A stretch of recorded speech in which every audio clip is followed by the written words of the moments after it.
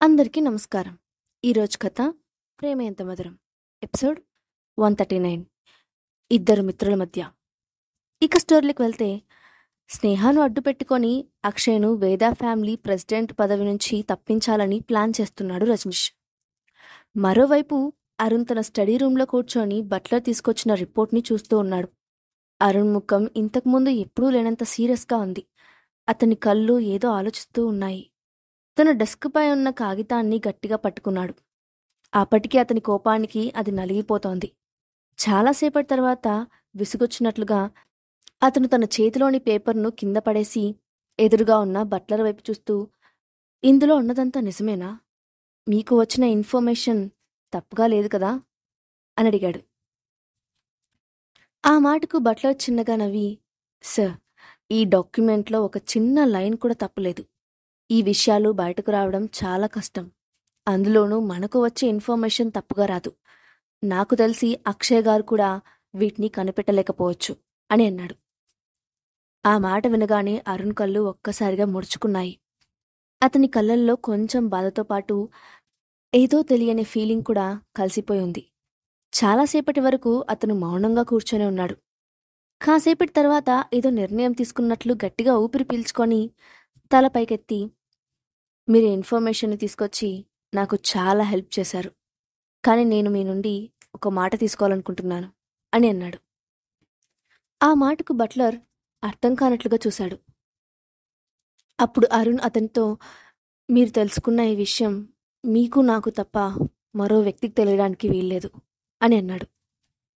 అది వినగానే బట్లర్ ఆశ్చర్యపోయాడు. కానీ అతనికి మాట ఇవ్వలేనట్లు, సార్ అది అంటూ ఆగిపోయాడు. బట్లర్ బయటకు చెప్పకపోయినా అతని మనసులో ఏముందో అరుణ్ అర్థం చేసుకున్నాడు.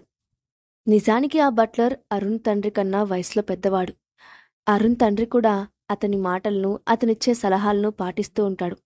ఒక రకంగా ఆ బట్లర్ ఆ కుటుంబానికి చాలా నమ్మకమైన మనిషి.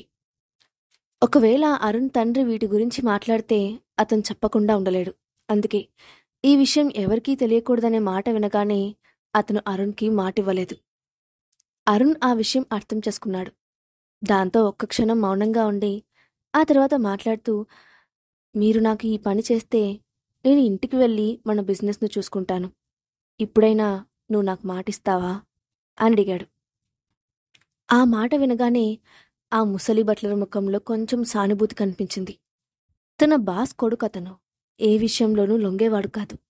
ఇప్పటి వరకు తన లైఫ్ తనకి ఇష్టం వచ్చినట్లుగా బ్రతికాడు. కానీ ఇప్పుడు దాత్రి కోసం తనకిష్టం లేకపోయినా తిరిగి తన ఫ్యామిలీ దగ్గరికి వెళ్తానని చెప్తున్నాడు. అందుకే అతను, సరే సార్, నేను వీలైనంత వరకు ఈ విషయాన్ని ఎక్కడా మాట్లాడకుండా ఉండడానికి ప్రయత్నిస్తాను అని చెప్పి మెల్లగా అక్కడి నుంచి వెళ్ళిపోయాడు. ఆ తర్వాత స్టడీ రూమ్ చాలాసేపు నిశ్శబ్దంగా ఉంది. అరుణ్ ఎదురుగా టేబుల్పై ఉన్న నలిగిపోయిన పేపర్ను మళ్లీ చేతిలోకి తీసుకున్నాడు. అందులో కొన్ని రోజుల క్రితం దాత్రి రహస్యంగా కొన్ని మెడిసిన్ను ఇల్లీగల్గా ఇంపోర్ట్ చేయించిందని ఇన్ఫర్మేషన్ ఉంది.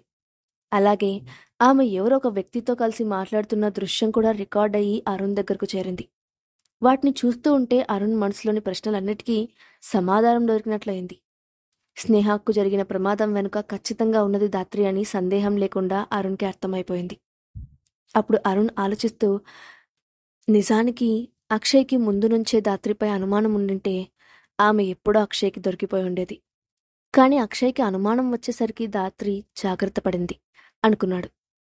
జరిగిన విషయాలన్నిటినీ కనెక్ట్ చేసుకుంటూ చివరికి కంక్లూజన్కి వచ్చాడు అరుణ్. అతనికి ఒంట్లోని శక్తినంతా ఎవరో లాగేసినట్లుగా అనిపించింది.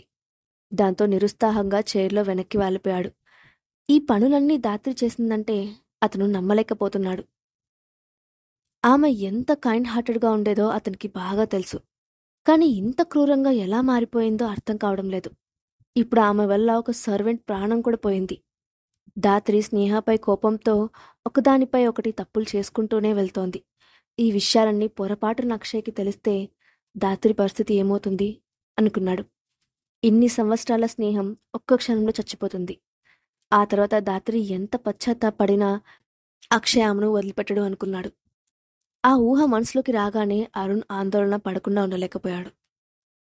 ఎన్నో తర్జనభర్జనల అనంతరం అరుణ్ ఈ విషయాన్ని అక్షయ్కి చెప్పకూడదని నిర్ణయించుకున్నాడు. దీని వెనుక ఉన్న అతని ముఖ్య ఉద్దేశం దాత్రిని రక్షించడమే. అరుణ్ ఆ ఆలోచనలో ఉండగానే అతని సెల్ ఫోన్ రింగ్ అయింది. దాంతో అతని ఫోన్ చేతిలోకి తీసుకొని చూశాడు. స్క్రీన్పై దాత్రి పేరు చూడగానే అతను కొంచెం ఆశ్చర్యపోయాడు. చిన్నగా అతని చేతులు వణకడం మొదలుపెట్టాయి. కానీ దాన్ని కంట్రోల్ చేసుకుంటూ వెంటనే కాల్ లిఫ్ట్ చేసి, హలో దాత్రి, ఏంటి విషయం? ఈ టైంలో ఫోన్ చేశావు అని అడిగాడు. హాయ్ అరుణ్, ఏం చేస్తున్నావు? మనం కలిసి చాలా రోజులైంది కదా, అందుకే డిన్నర్కి కలుద్దామని పిలవడానికి కాల్ చేశాను అని చెప్పింది. సున్నితంగా ఉన్న దాత్రి గొంతు వినగానే అతని మనసులో రేగుతున్న భావోద్వేగాలను కప్పుపుచ్చుకుంటూ సరే అని చెప్పి వెంటనే ఏదో ఆలోచన వచ్చినట్లు, ఈరోజు అక్షయ్ కూడా బిజీగా లేడని విన్నాను, అతన్ని కూడా కాల్ చేసి రమ్మని చెప్పనా అని అడిగాడు. నిజానికి దాత్రి మనసులో ఏముందో అరుణ్ తెలుసుకోవాలనుకున్నాడు. ఆమె ఎప్పుడు బయటకు రావాలనుకున్నా తనతో పాటు అక్షయ్ని తీసుకురమ్మని అడుగుతుంది. అందుకే ఈరోజు ముందుగానే అడిగేశాడు అరుణ్. కనీసం ఇప్పుడైనా ఆమె నో చెప్పాలని అరుణ్ లోపలే ఎదురు చూస్తూ ఉన్నాడు. కాని ఒక్క క్షణం నిశ్శబ్దం తర్వాత దాత్రి మాట్లాడుతూ, సరే, మనం కలిసి చాలా రోజులైంది కదా, అక్షయ్ను కూడా పిలువు అని అంది. ఆ సమాధానం ముందే ఊహించిందైనా అరుణ్ నిరాశ పడకుండా ఉండలేకపోయాడు. దాంతో అతను సరే, నేను కాల్ చేస్తాను అని చెప్పి ఫోన్ డిస్కనెక్ట్ చేసి చిరాగ్గా టేబుల్పై పెట్టాడు. కాని హఠాత్తుగా మనసులో ఏదో ఆలోచన వచ్చినట్లయింది. ఇప్పుడు దాత్రి దగ్గరకు వెళ్ళి ఆమె గురించి అన్ని నిజాలు తనకు తెలుసన్న సంగతి చెప్తే ఆమె ఎలా ఫీల్ అవుతుంది? ఈ విషయం అక్షయ్తో చెప్పొద్దని ఖచ్చితంగా తనను ప్రాధేయపడుతుంది. భయంతో అక్షయ్కి దూరంగా కూడా ఉంటుంది. ఈ విధంగా చేస్తే ఒక రకంగా స్నేహకు కూడా నేను న్యాయం చేసినట్లు అవుతుంది. అక్షయ్ దాత్రిల మధ్య కూడా ఎలాంటి గొడవ రాకుండా ఉంటుంది అని అనుకున్నాడు. తనకు వచ్చిన ఈ ప్లాన్ పర్ఫెక్ట్గా ఉందని అతను అనుకుంటూ చిన్నగా నవ్వుకొని వెంటనే డాక్యుమెంట్ను, రికార్డును తీసి వాటిని జాగ్రత్తగా ఒకసారి చూశాడు. మళ్లీ వాటిని తన స్టడీ రూంలోనే ఎవరికీ కనిపించకుండా దాచిపెట్టాడు. కాని అతని మనసులో ఎక్కడో ఒక కార్నర్లో దాత్రి కోసం అక్షయ్కు ద్రోహం చేస్తున్నానా అనే ఫీలింగ్ కూడా వచ్చింది. ఆయన తన మనసుకు సర్ది చెప్పుకుంటూ అక్కడి నుంచి బయటకు వెళ్ళిపోయాడు. ఈసారి దాత్రి ముందుగానే వచ్చి అరుణ్ కోసం రెస్టారెంట్లో వెయిట్ చేస్తోంది. దానికి కారణం అక్షయ్ తనతో పాటు ఉంటాడని ఆమె ఊహించి ఉంటుందని అనుకున్నాడు. ఆ ఆలోచనకి అతను మనసులో బాధగా అనిపించింది. అయినా అదేమీ బయటకు కనిపించనివ్వకుండా నవ్వుతూ, నువ్వు ఇంత త్వరగా వస్తావని ఊహించలేదు, ఇట్స్ ఎ బిగ్ సర్ప్రైజ్ అని అన్నాడు. అప్పుడు దాత్రి మెల్లగా నవ్వి, నువ్వు నన్ను ఎప్పుడూ ఆట పట్టిస్తూనే ఉంటావా? నేను నిన్ను చూసి చాలా రోజులైంది కదా, అందుకే చూడాలనుకున్నాను అని అంది. ఇవే మాటలు దాత్రి గతంలో చెప్పినట్లయితే అరుణ్ స్పందన వేరేలా ఉండేది. కానీ ఇప్పుడు దాత్రి మనసులో ఉన్న లక్ష్యమేంటో అతనికి బాగా తెలుసు. దాంతో అతనికి ఎలాంటి ఫీలింగ్ కలగలేదు. మనమిద్దరం చిన్నప్పటి నుండి కలిసి పెరిగాం దాత్రి, ఒకరి గురించి ఒకరికి బాగా తెలుసు, అందుకే ఆట పట్టిస్తూ ఉంటాను అని అన్నాడు. అతని మాటల్లో ఏదో తేడా కనిపించడంతో దాత్రి అతని వైపు ఒకసారి అనుమానంగా చూసింది. అయినా వెంటనే తన ఆలోచనలను పక్కన పెట్టేస్తూ, అక్షయ్ రానని చెప్పాడా అని అడిగింది. అవును, అతనికేదో అర్జెంట్ వర్క్ ఉందని చెప్పాడు అని మామూలుగా చెప్పాడు అరుణ్. దాంతో దాత్రి ముఖంలో ఒక క్షణం పాటు నిరాశ కనిపించింది. అది అరుణ్ కళ్ళని దాటిపోలేదు.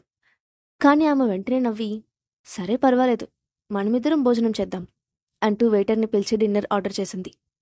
5 నిమిషాల్లోనే వాళ్ళు టేబుల్పై ఫుడ్ సర్వ్ చేశారు. ఇద్దరు ఏం మాట్లాడుకున్నా డిన్నర్ చేస్తూ ఉన్నారు. దాత్రికి ఆ రోజు అరుణ్ ఎందుకో కొత్తగా కనిపించాడు. అయినా అదంతా నాకు అనవసరం అనుకుంటూ మెల్లగా తనకు కావలసిన ఇన్ఫర్మేషన్ రాబట్టాలనుకుంది. దాంతో నిదానంగా మాట్లాడుతూ, అరుణ్, నేను నిన్ను ఒక విషయం అడగాలనుకుంటున్నాను, నాకు నువ్వు నిజం చెప్పాలి, సరేనా అని అంది. ఆమె గొంతులో ఎలాంటి కఠినత్వం లేదు. కావాలనే అతనితో మృదువుగా మాట్లాడడానికి ప్రయత్నిస్తోంది. నిజానికి దాత్రి ఏం అడగబోతోందో కూడా అరుణ్ ఊహించినట్లే ఉన్నాడు. దాంతో అతను కూడా, అవసరం లేదు దాత్రి, నువ్వు ఏం అడగాలనుకుంటున్నావో నాకు తెలుసు అని అన్నాడు. ఆ మాట వినగానే దాత్రి కళ్ళు ఒక్కసారిగా పెద్దవయ్యాయి. దాంతో ఆమె, అరుణ్, అంటే అర్థమేంటి? నువ్వు ఏమంటున్నావో నిజంగా నాకు తెలియడం లేదు అని అంది. అప్పుడు అరుణ్ కనీసం ఆమె వైపు కూడా చూడకుండా విరక్తిగా నవ్వుతూ, దాత్రి, నాకు అన్ని విషయాలు తెలిసిపోయాయి, నువ్వు ఇంకా ఏం దాచాలనుకుంటున్నావు అని అడిగాడు. దాంతో దాత్రి తడబడుతూ, అరుణ్ నిజంగా నువ్వేం చెప్తున్నావో నాకు అర్థం కావడం లేదు అని ఇంకా నటించడానికి ప్రయత్నం చేసింది. అప్పుడు అరుణ్ ఆమె వైపు సూటిగా చూసి, దాత్రి, నువ్వు ఎంతకాలం నాతో గేమ్స్ ఆడాలనుకుంటున్నావు? ఈరోజు నీకు నువ్వుగా ఫోన్ చేసి నన్ను డిన్నర్కి ఇన్వైట్ చేశావంటే ఖచ్చితంగా నాకు ఏదో ఈ విషయం తెలుసని నువ్వు ఊహించావు. నా నుంచి ఇంకేదో తెలుసుకోవాలని ఎక్స్పెక్ట్ చేస్తున్నావు. కానీ ఇప్పుడు నేను నీకొక విషయం క్లియర్గా చెప్తాను విను. నువ్వేం చేశావో ప్రతి ఒక్కటి నాకు తెలుసు అని అన్నాడు.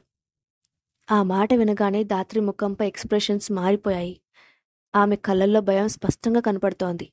వెంటనే టేబుల్పై ఉన్న వాటర్ గ్లాస్ తీసుకొని గడగడ తాగి శాంతించడానికి ప్రయత్నిస్తూ, ఇప్పుడు అరుణ్ ముందు నిజం ఒప్పుకోవడం తప్ప ఇక తనకు వేరే దారి లేదని అర్థం చేసుకుంది. దానితోనే ఒకసారి గట్టిగా ఊపిరి పీల్చుకొని వెంటనే కూల్గా, అరుణ్, నేను తప్పు చేశానని నాకు తెలుసు, కానీ ఆ తప్పు చేసినందుకు నేను బాధపడట్లేదు అంటూ తన కళ్ళలోకి చూసి చిన్నగా నవ్వింది. అరుణ్ ఆమె నవ్వును అసహించుకున్నాడు.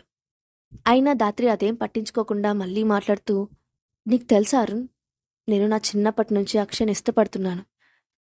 కానీ అక్షయ్ మాత్రం ఎప్పుడూ నా ఫీలింగ్స్కి రియాక్ట్ అవ్వలేదు. కనీసం నా వైపు ఒక్కసారి కూడా చూడలేదు అని అంది. ఆ మాట చెప్తున్నప్పుడు దాత్రి కళ్ళు కోపంతో ఎర్రగా మారిపోయాయి. వెంటనే ఆమె ఆవేశంగా అరుణ్ వైపు చూస్తూ, మనం ఒకరిని నిజంగా ప్రేమిస్తే ఎలా ఉంటుందో, అసలు ప్రేమంటే ఏంటో నీకు తెలుసా?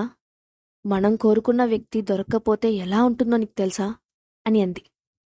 ఆ మాట విని అరుణ్ ఆమె వైపు నిశ్శబ్దంగా చూశాడు. అతనికి ఒక్కసారిగా పెద్దగా నవ్వాలనిపించింది. అప్పుడు దాత్రి మాట్లాడుతూ, అక్షయ్ పక్కన నేను తప్ప వేరే ఏ అమ్మాయిని ఊహించుకోవడానికి నేను సిద్ధంగా లేను.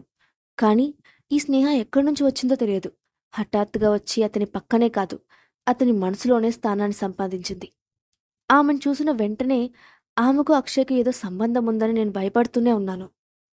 చివరికి అదే నిజమని తేలింది అని అంటూ ఒక క్షణం ఆగి తన ఉద్రేకాన్ని కంట్రోల్ చేసుకోవడానికి ప్రయత్నించింది.